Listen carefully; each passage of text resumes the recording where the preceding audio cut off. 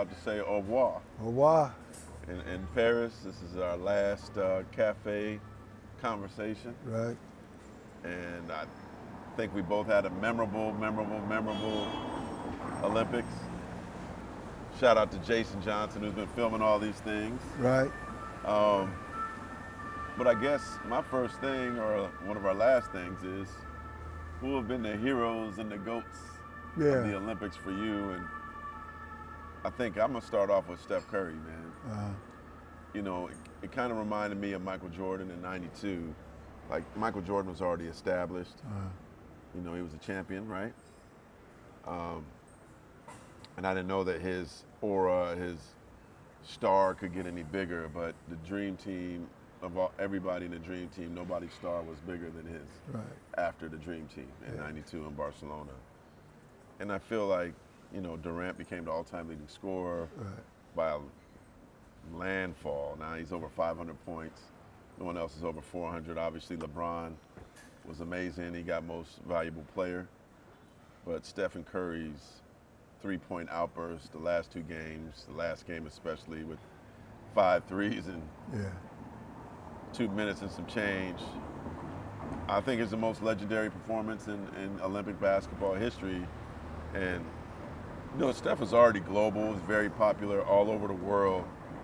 But I want to see if you thought, because I believe this, that somehow his star, you know, worldwide, I think is even bigger now after what he accomplished with his play in the Olympics. Yeah, no, I think you make a great point. I think that, you know, all these guys, Curry, Durant, LeBron, were big, but I think that Steph, I use the word kind of re-energized his whole career and put himself in like a heroic role on the world stage. Almost surprisingly so. I mean, we all know that Steph Curry was great, but the way he performed here in the clutch on the Olympic stage was great. So I definitely think if we're talking about winners and losers coming out of here, I definitely think Steph is one. I think that the women in general, man, just put on a show. Women across the board. Gymnastics, track and field. There's women, Lauren Scruggs, who was a fencer, who won the United States' first gold medal ever in fencing. Sydney McLaughlin-Levrone was just, she smashed her own Olympic record. Gabby Thomas became the first Olympian to win 3 gold medals, you know, so, and it wasn't, they weren't squeaking by. It was just dominant. The women's 4x4 relay team set a world record, dominating. And 4x1, I think that when we talk about winners and losers, on one of our cafe talks, we talked about Sha'Carri, Richardson. And at the time we talked about her, you know, she just won, she won silver. But she came back with a vengeance and won gold. She ran a breathtaking anchor leg. So I think Sha'Carri, if we talk about I think Sha'Carri Richardson comes out. I think Gabby Thomas comes out. Simone. And Sha'Carri's look. Like, come on now. That stare she gave him when she ran by him, that's a poster. That's a poster. No, you're right. That's great. And that's her. And I think she had regained her whole swag, mojo. Confidence. You know, and I like seeing her emotion after she won the gold. Like, I think she realizes, even if she didn't win the 100, she can forever be called a gold medalist. Right, exactly. So she does have a gold medal. Right. And so, you know, to see tears from her, and you know, I think that she's felt betrayed and burnt by the media, and so, hey, I had to respect how she feels, but you said she did talk after. I mean, she after the 4x100 she spoke. In the mix zone. It wasn't a lot, but she was there, and again, man, the talking thing is our thing as media, but I think we also gauge performance. You know, we gauge performance. You know, you talk about tears on the medal stand. Brittney Griner, man, how she wept. She actually wept on the medal stand as the national anthem was being played. Different for her. I mean, I'm sure she's thinking about a whole nother level of, man. She probably did not think she would ever be there. Yeah. You know, in prison, in Russia, Yeah. a political prisoner, basically. Man, that to me, now we're talking about one of the most emotional moments. That was a very emotional moment, just seeing her. Yeah. No, I had a chance to talk to her at WNBA All-Star. Yeah. And so, you know, her father was in the military. I think a lot of people don't realize that. And obviously, she expressed a lot of the pain that she went through in Russia with her book. She didn't really have a big final game, championship game, but a gold medal is a gold medal is a gold medal. If you're on the team, you're on the team. Right. And so to see, like, I just wonder what she was going through when she was hearing that anthem. Oh, man. Because the way we hear it, and there's a lot of African Americans who don't hear it fondly because of things that are happening in this country, right? But the way she hears it is probably different than most African Americans. You know, President Biden got her back, right? And there's been some other people that have recently come back. Yeah. So I can only imagine. I can't even imagine the pain that she went through in Russia, and to get the gold medal, it takes everything. You know, it ends the chapter of pain probably for her. Yeah, and it was such a great performance. But I will say, you know, about the whole national anthem thing. Yeah. That I know I hear it a lot differently when I'm out of the country. Yeah. Than when you're at the Olympics, it hits differently. Than when I'm in the United States, but out here, you hear it differently because it's ours. This is our country. For better or for worse, it's our country, and particularly in a place like France. But what you talked about with Griner, man, it's unthinkable about what she was probably going through her mind, and it was just such a great performance about the women. I think if we talk about winners and losers, as a group, well, what they're doing, close to being losers. Yeah, close. and shout out to France. Yeah, that was an incredible game. I didn't see that coming. You know, a shout out to Jewel Lloyd. Okay. Because she gave us at Andscape an incredible video diary over the last month. Yeah. You know, starting with WNBA All-Star, and Jewel is such a professional. She was cool. She gave us amazing access, even at the Eiffel Tower, and she let me touch the gold medal. Oh, wow. I never got to touch a gold medal or put one on before, so that was an amazing moment for me. That's great. But she is class, personified, and that whole team is class. So they figured it out. 10 years from now, when you look at that result, nobody's going to be thinking about that game probably as much. Right. They won. They got through it. They won 61 in a row. So shout out to the women. Yeah. Well, I got to ask you about, because I think everything's been rosy so far. Noah Lyles. Yeah, I'm glad you brought up Noah. I think I'm tempted when you look at the winners and the losers.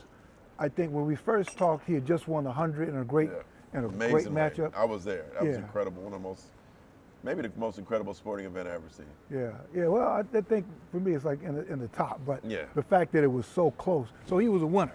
Yeah. Right.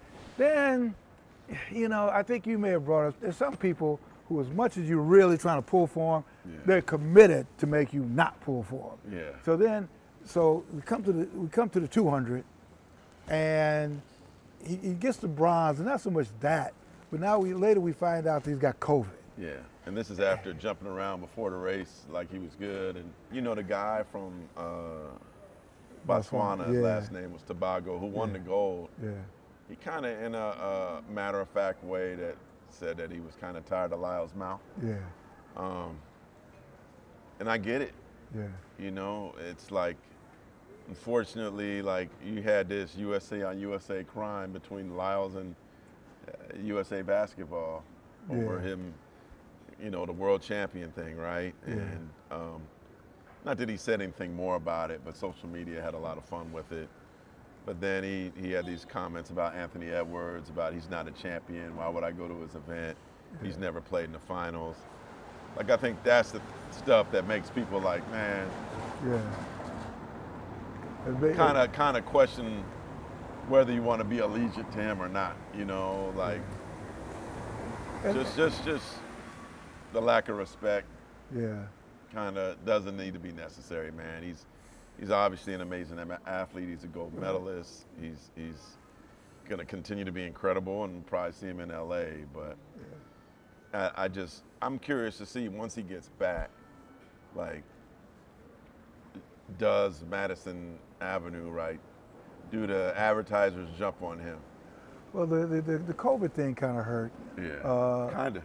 Yeah, the 100 meter was good. Yeah. And the thing about him, about Lyles, that he doesn't care. Yeah. I think he cares about the endorsements, and he said he deserved his own shoe. Right. Because track athletes sell shoes. Yeah, well, they said he didn't want spikes, he wants shoes. They said, no, I don't want spikes, I want shoes. Yeah. But he's the kind of guy, I think if you talk trash, you got to stand behind it. Yeah, he does. And he keeps talking. And I really liked him in sprint. Yeah. But it's just then he says stuff like what he said to Anthony Edwards. You're like, come on. Well, but then maybe it's motivation for Anthony Edwards, because you do have to be a champion. You do have to get to the final. The difference between Anthony Edwards can't control his own destiny like Lyles can. It's an individual sport versus a team sport. Without going back in time, I think if Anthony Edwards had it all to do with it, he would have a better playoff series in the series they lost. We don't have to debate that now. That team wasn't going to win an NBA championship. Yeah, but my point is, I think it's hard to judge individual versus team. Right. I don't know if that's fair. As we're wrapping up, what has sort of left a damper on this whole thing is that as we speak today. This is good, by the way, man. But as we speak today, they still have not. Jordan Chiles still is on the hook with a bronze medal, and I would have went to the La Poste and mailed it back home. Well, they wouldn't have known. A bronze medal is a bronze medal. No, I ain't giving it back if I'm her. For what? Yeah. Unless I guess the question is she going to compete in 28? Well, she may. She's on that fence. She's like 23, 24. But it just leaves, I thought we were free of that stuff. And I guess it wouldn't be the Olympics unless there was some kind of controversy. So that's the only. And I don't understand the rules. Yeah. But we don't have to get into it. It's in the weeds. Yeah. The bottom line, all you need to know is that the judges screwed up. She should have won the bronze. Yeah. And now, the Romanians his issue is that were you 4 seconds late? Now the U.S. Gymnastics said, no, we got it on film that we actually were early. We did it in 45 seconds. We had a minute. Well, they appealed, so hopefully it'll get turned back. Probably by the time we're in Los Angeles, they'll have it run. But other than that, man, I thought that. What do you think about the city itself?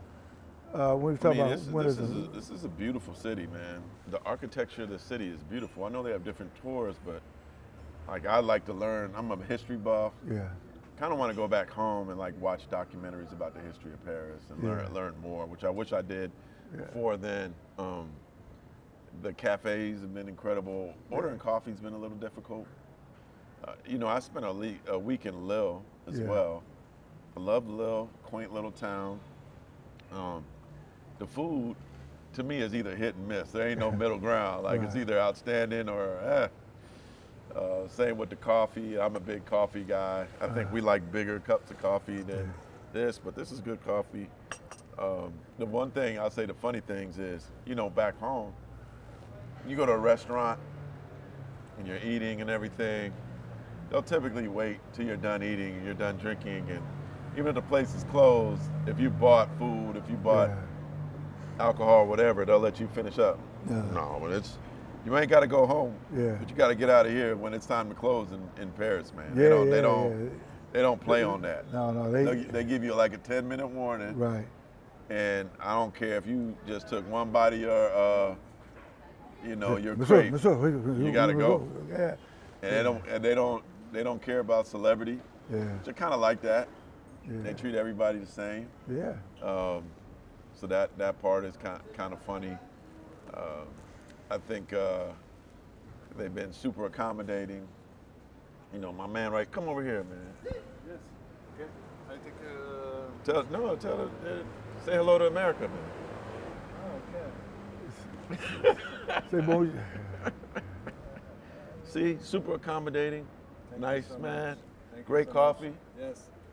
I want to speak with you, but He thinks I'm Magic Johnson. yes, not Magic Jackson. No. You are. Mark Spears. Mark Spears. Even better. I'm not famous like Magic Johnson. Yes, but you are a professional basket. No, No? journalist. Ah, journalist. Okay. Yeah, I played in university. Okay, d'accord. Yeah, And see, you- my French isn't good. Your work is you work in the American States. Yeah. Journalist. Yes. You are okay. I did okay. Yes. Okay. Hall of Fame. You know what that means? No. Okay. I'll explain it. Okay. Yeah. This is legendary Bill Rhoden. Yeah. Yeah. But I'm nowhere near Magic Johnson. Ah, okay. Yeah. No problem. I want to speak with you, but I speak very good English. Just Oh, I good don't speak good English. French. Oh, thank you so much. Thank you. beaucoup. Merci. Merci beaucoup. Thank you. Yeah. See what I'm saying? Great hospitality. He thinks I'm Magic Johnson. Hey, maybe I should say that. I could get a free bill or something, right? But no, we've had an amazing time, amazing places. Yeah. Shout out to Toto. They've hosted us a few times. And St. Andre, like all these little cafes, man. They got a zillion cafes. Yeah. But this is certainly a memorable Olympics. One of the greatest things about doing this is getting time with you, man. Like, we live on different coasts. Yeah. I've told you this 100 times. I call you Mr. Rhoden. Yeah. That's out of respect. You're one of the most legendary journalists, not just black journalists, that have ever touched not just the sports pages, but any page, Yeah. any internet. And it's been an extreme pleasure to be around you for a month, watch how you work, watch how hard you grind, and you know that this is certainly not a place that's really good in terms of escalators and elevators, and Right. you fought through it, man, and you got to the end. So, you know, respect to you, and watching your work ethic is, you know, I think I work hard, but I certainly No, you do. respect You do. how you You, work. yeah, you do work hard, Mark. I mean, it's the same thing, man. Like, you know, this is the first time. I think it's the first time we really worked an event together for a long period of Yeah. time. And you know, you're in the Hall of Fame for a reason.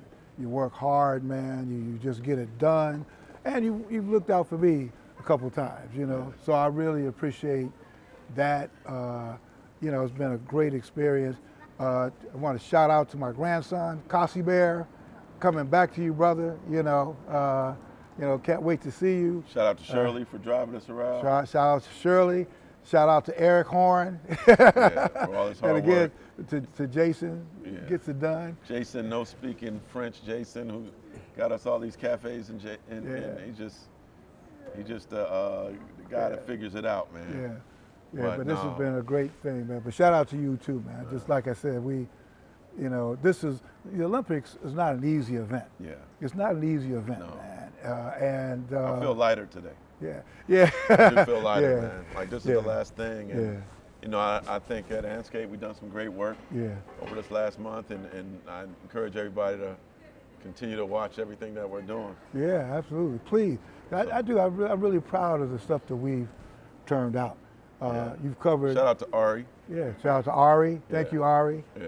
You know, so yeah, I think it's been great, man. It's been great. So we're gonna do this in 28. It's your last Olympics. I want to ask you. This is, you know, we asked Kevin Durant, LeBron, if this is their last Olympics. How many Olympics is for you? This is my 5th one. Is I'm looking this- forward to 5 more. 5 more. So you want to do 28 in LA? LA, whatever comes But after no, that. let's talk about LA. Yeah. You committed to doing LA. Lord willing, I'll be there. All right. And as they said, I'll be there. Will you? They let me. You're on the West Coast. If they let me, I'm there. All right, I'll see you in LA then. See you in LA, brother. Yes, sir.